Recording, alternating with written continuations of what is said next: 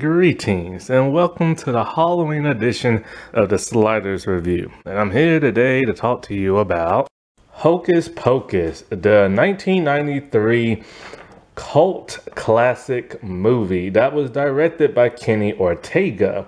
So originally, this movie bombed at the box office and didn't make that much money. You know, this movie has a weird, history and everything. Like, it came out in 1993, but the movie was actually written in 1984. And then, you know, they sold the rights to, Disney. They tried to get Steven Spielberg to, produce it and stuff. But he refused because it would have, been in competition with the company he was working with. MGM, how do you say that? And so, it was really, really interesting how long it took. And then, producer David Krishna, he got the whole idea of making this movie because him and his daughter saw, a black cat walk through his neighbor's yard. And that just gave him the idea. And the witches are based on, the Winford Brood and everything. And, it's just funny how that all came to be. This thing was written in 84 and it took so long just to make in 93 and everything, 9 years later. And they wanted Leonardo DiCaprio to play Max and everything. But he was on, I think, doing another movie or a show or something like that. Then they wanted Rosie O'Donnell to play Winfred or Mary, one of the two. But she didn't want to play a mean witch. I'm glad she didn't because I've just never been a fan of her or her acting and stuff. And, she used to be cool, but Lord, when she joined The View, she just turned terrible. And I never watched this when it came out because, my family wasn't big into movies. But at some point in time in the 90s, I saw it on TV. And I just loved this movie so much, man. The 90s was a good time for comedy adventure movies and stuff, man. They had, the best. And, I'm so surprised people did not like this movie back in the day. It is so funny. The three witches and everything, they remind me of a female version of the Three Stooges. They are literally that hilarious. And then when you see who they are, it's like, holy crap, that's them. Beth Midler, Sarah Jessica Parker, and Katie Najimy. And I'm just kind of like, dude, I didn't know Sarah Jessica Parker and the rest of them was that funny. Especially Sarah, man. Sarah plays the dumb blonde so well. And it's just I'm so shocked that's her. Because I've seen Kathy, and if she's who I think she is, then I've seen her in the Sister Act movies, the voice of King of the Hill, and Veronica's Closet. And, Sarah Jessica Parker, I've only seen her in 2 episodes of Sex and the City. As for Beth Midler, I've never seen her in nothing other than this movie. I don't even know if she still acts nowadays. I never hear her being a part of any project. I just know now online she just talks politics all the time. So I guess she's one of those people now, And so the voice of James Madison, I've seen that dude and heard that dude's voice so many times. And Vanessa Saw, then you have Doug Jones. I didn't know he was the zombie Billy, man. Then you have Ormery, Kurtz. And then you have Tora Birch. And, everybody is just so perfect in their role and everything, And the thing is just it has a simple plot. There's lots of humor, adventure, discovery. You couldn't ask for more. Even a little action and stuff like that. Now, yeah, the special effects are outdated. I mean, this came out in 1993, but the set pieces and the practical effects are so good. I really love how they fly on their brooms and you see like their hair and their cloaks or whatever the dresses they're wearing, like flapping in the wind and everything. That's so cool, especially when they do like up close, like, camera zoom ins.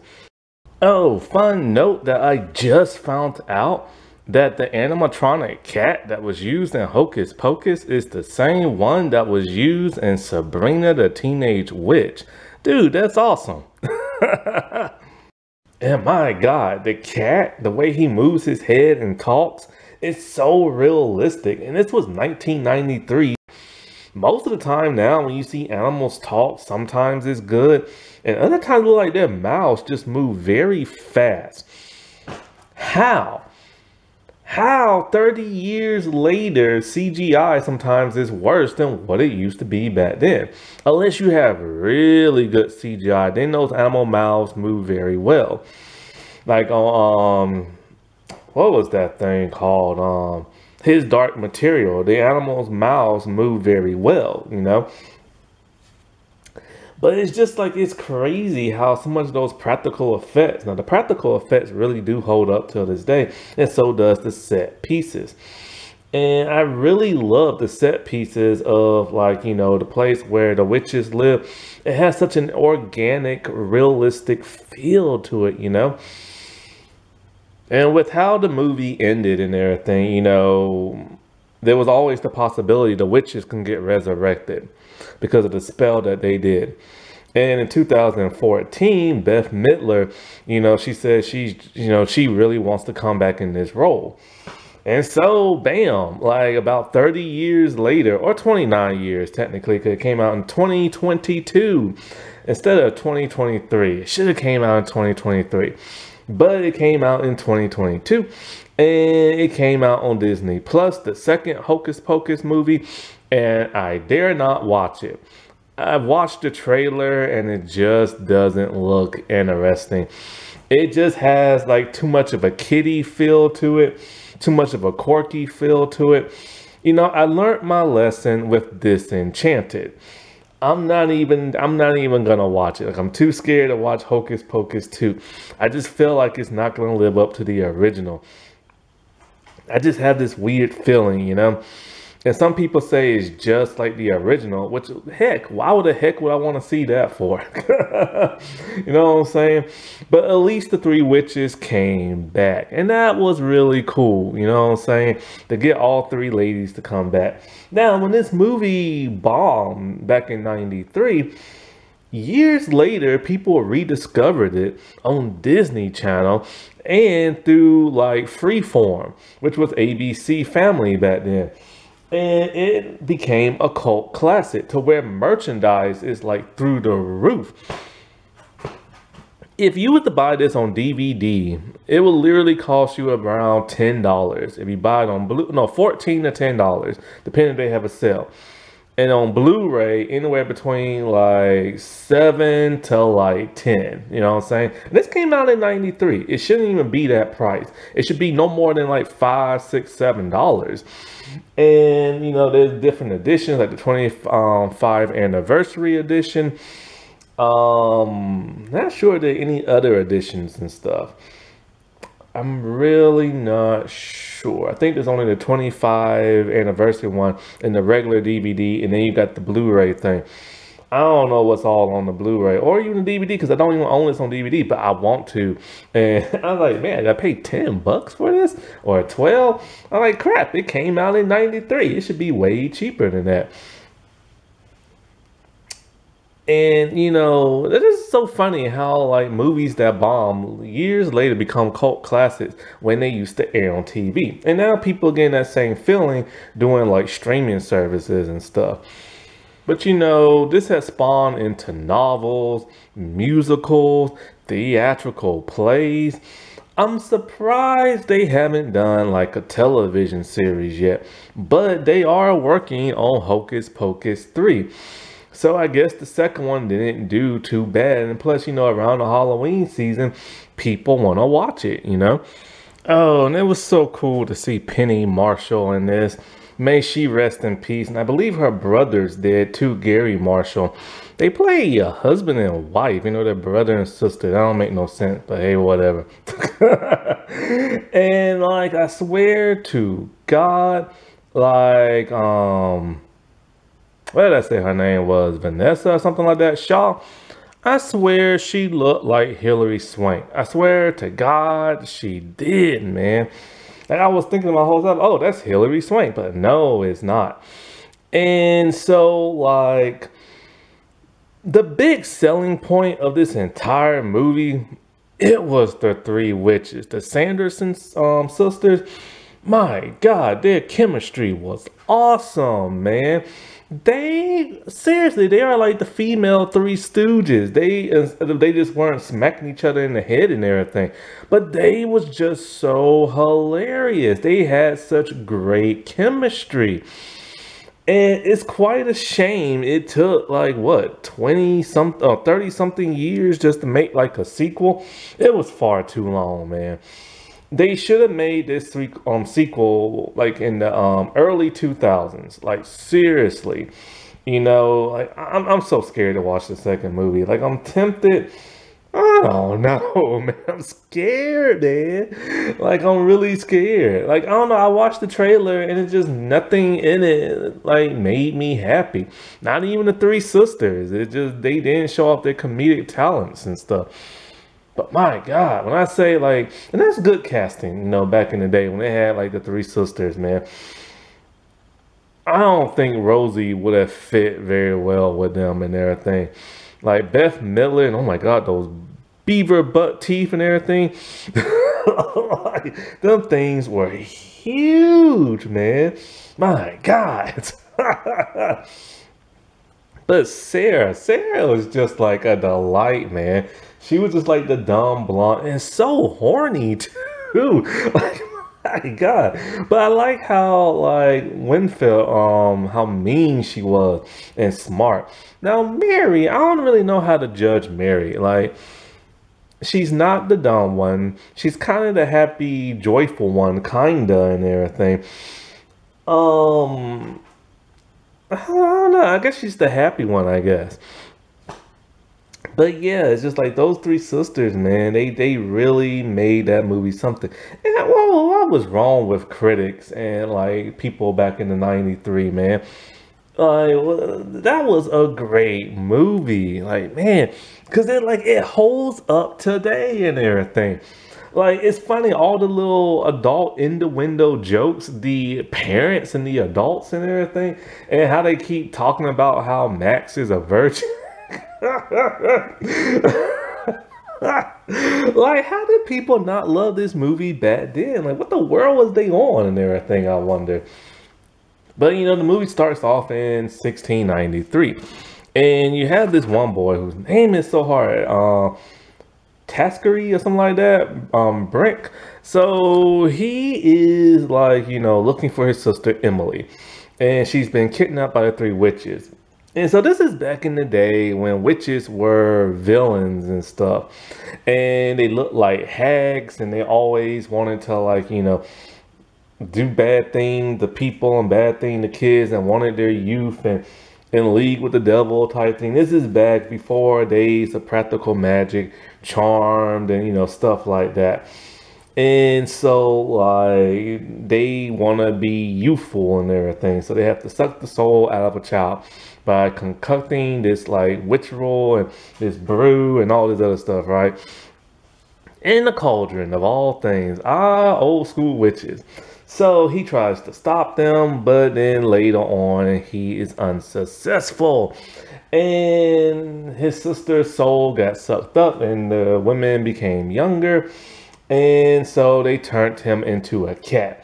But his friend, I believe, named Elijah, like alerted the town people.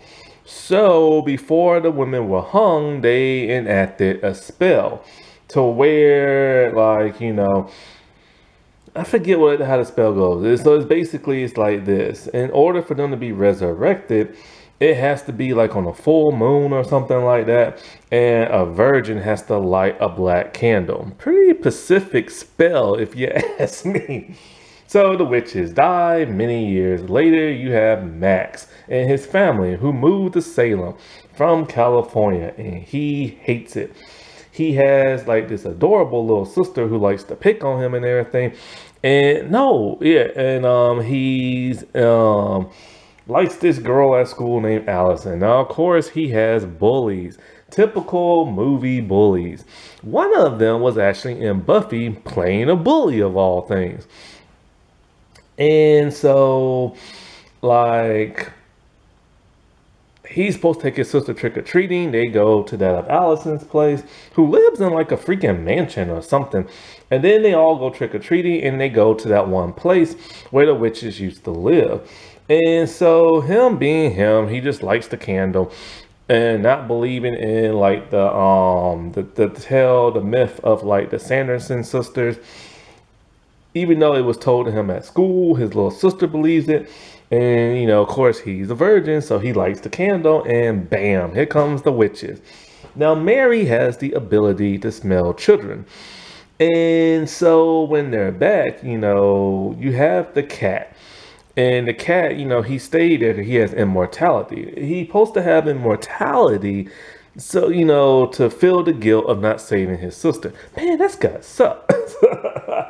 And so basically, you know, it goes the way you think it will. You know, they find the kids. They try to suck out little Danny's soul and everything. They grab the spell book and everything, and they hightail it on out of there. And so all of a sudden now the cat can talk. That don't make no sense. Why couldn't he talk when his father was looking for him back in 1693? Or maybe he can only talk to kids. Who knows, you know? But that part's never explained. And so they go on holy ground and everything, and they're trying to find ways to, you know, put the witches, you know, I don't know, back to sleep or dead or whatever, defeat the spell. Because they have until sunrise to defeat the spell, and then if the witches don't feed, then of course they turn to dust. And so it's a big adventure ride. The adults don't want to believe them. I think they put a spell on the adults so the adults won't leave like none of the parties. They put a spell on like other kids in town so the kids can like, you know, come to like their home. But a lot of the fun in the movie, like I said before, are the three sisters, because they're now in the 20th century and everything is completely different. And like, you know, when they see like a brick road, they think it's like black water. And so they don't know what a bus is. And they fly on brooms and everything, you know, and a bunch of kids ended up stealing their brooms. And it's just one wild, crazy adventure. And so they even send a zombie who used to date like Sarah and stuff before she poisoned him. And he's going after the kids. But then once, you know, the third act starts, he actually decides he's going to help the kids because he's a good zombie and everything. And so they try to do the spell to suck out the soul of Danny, but once again, it stopped. And they even kidnap the little, like, you know, bullies. And it's so funny because Max literally leaves the bullies there and take the shoes like they took his shoes. And, you know, the third act is here. Everybody's flying around. They're wrestling. They're, you know, they only have enough brew for like one child and everything. And then, of course, the sun comes up and everything. But Max drinks the brew because his sister was about to be taken. And he sacrifices himself. So, as Renfield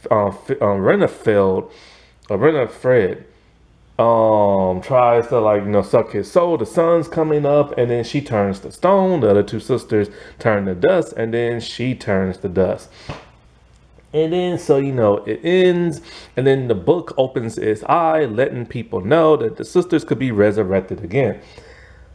This is just a feel-good movie, man. I still don't understand how it bombed. But heck, you can watch it on Disney+. That wasn't that spooky. Alright, well, I shall talk to y'all later. Bye.